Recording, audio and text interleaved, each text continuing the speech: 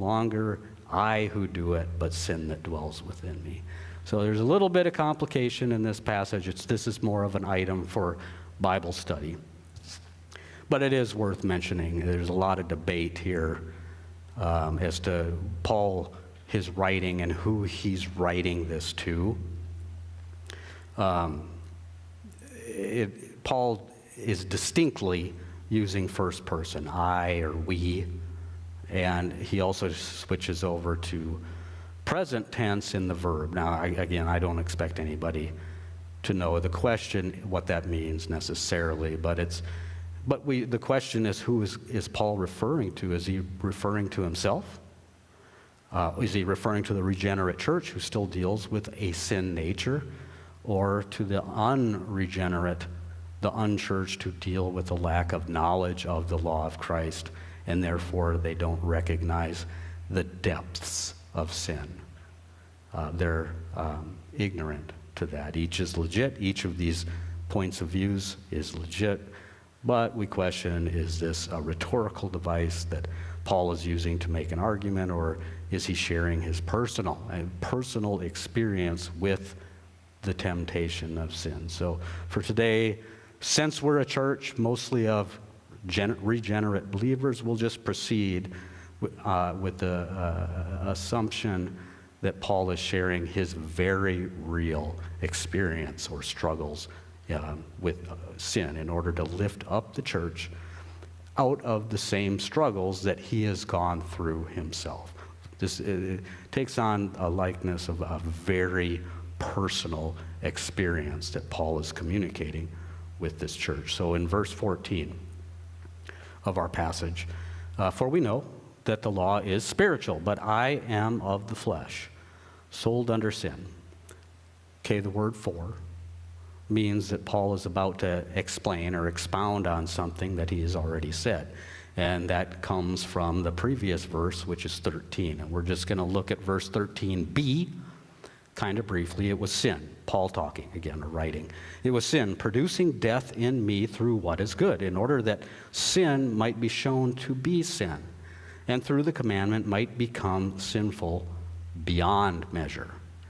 Sin then used God's holy law to produce death.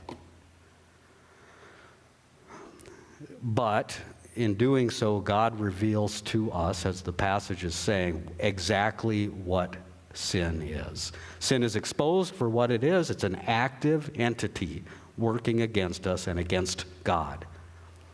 Thankfully, sin as a persona is foolish, constantly being used by God to expose and discredit itself.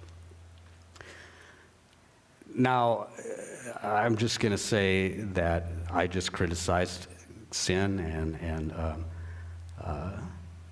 said we should all make fun of it in the sense of God is far greater than sin, right? And we have God on our side. It's laughable. Last time I did that, though, I spent about 2 or 3 months in not a good place, because Satan is listening. And sometimes when we say things like we should laugh at Satan, he lets us know, well, yeah, it's a challenge anyway. But in this passage, God's law, the weight or brevity of sin is flushed out.